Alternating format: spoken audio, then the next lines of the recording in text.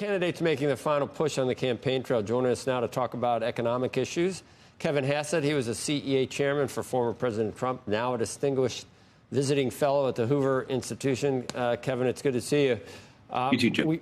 We watch a lot of different indicators to try to glean what's going to happen on Tuesday.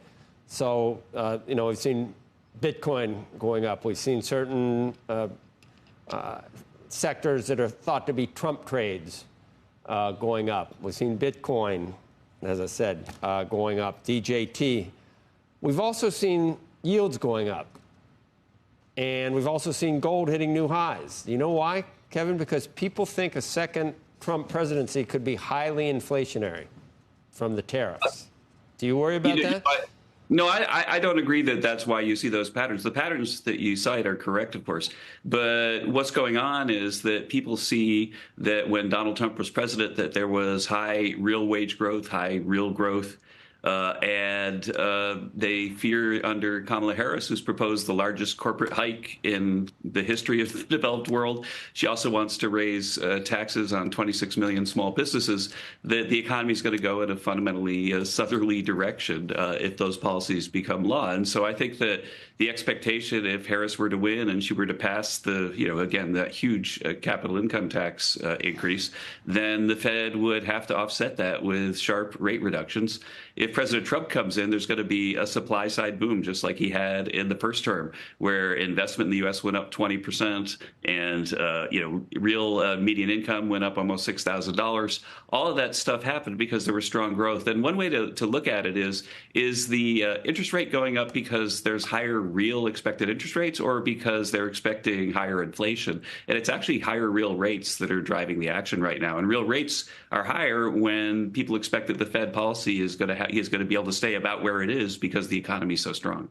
I know, Kevin, if the former president had to pick an editorial page that he liked one more than the other, the Wall Street Journal would not necessarily be his favorite, but he probably would prefer it to some of the other mainstream newspapers.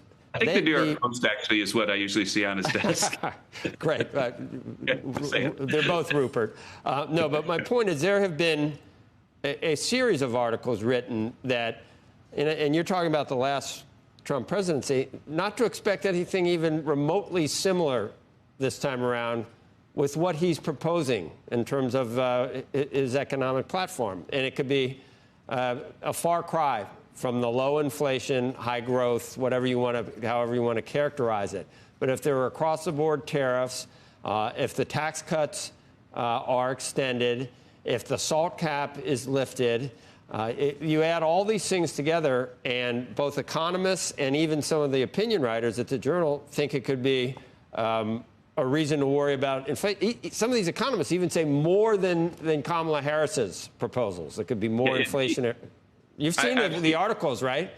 Yeah, I've seen the article, and I did an interview at a conference, a Goldman Sachs conference, which you should Google and look at my response if you want to see a more detailed than we have time for here. But the fact is that inflation happens when supply runs ahead of demand, and behind demand, and demand ran ahead of supply under Biden because they printed all this money, but they also regulated like crazy and are now raising taxes on companies and threatening them with lawsuits. 40% of the S&P is under investigation by the Justice Department. This is all stuff that constrains supply and creates inflation. What President Trump's going to do is he's going to cut the corporate rate down to 15%. He's going to extend the tax cuts. That's a supply side policy, which will give us supply side growth. When you increase supply, you put downward pressure on inflation. He's going to deregulate. Casey Mulligan at the University of Chicago has a study out that shows that Biden's regulatory costs have increased costs for the typical family by $47,000. That's $47,000 that's going to be reduced dramatically under Trump. And then in terms of the tariffs, don't forget. Kevin, one of the other Journal pieces says that the second term would be more Oprah than Reagan. And you've just said lower corporate tax rate, no taxes on tips, no taxes on overtime, no tax. There's so many giveaways on taxes. Where are we? How are you going to raise money to? It's going to be all. I want time for the tariffs too, but remember, Joe, that what's going to happen is there's going to be a reconciliation process next year, whoever's president, and what that means is that Congress is going to have to negotiate the deficit effect, overall deficit effect of their spending and tax policies, and markets will see what that overall deficit effect is, pretty early on in January, maybe early February, and then what's going to happen is that the individual committees are going to go out and they're going to spend money according to that plan, and they're design a tax bill according to that plan. The president has on taxes a whole bunch of interesting new ideas that are very supply side. So if you end tax on tips, then you might as well work harder and get more tips. If you end tax on overtime, you might as well do more overtime. There's a big increase in labor supply from that. And so when you put all those things together, then what's going to happen is Congress and the president are going to negotiate them. And the thing I was going to say just quickly about tariffs is that the tariffs also require legislation. And so when market participants are thinking, okay, so we got all this really positive stuff, I'm worried.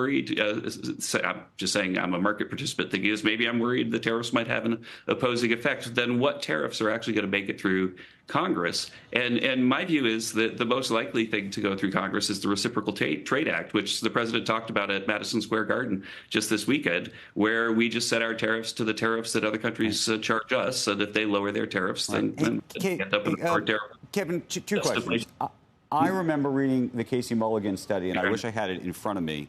And seeing that $47,000 figure, which you just cited. And I'm curious, as an economist, whether you think that study genuinely is accurate, that the Biden administration unto itself has added $47,000 on average to every family in America. That is an enormous sum.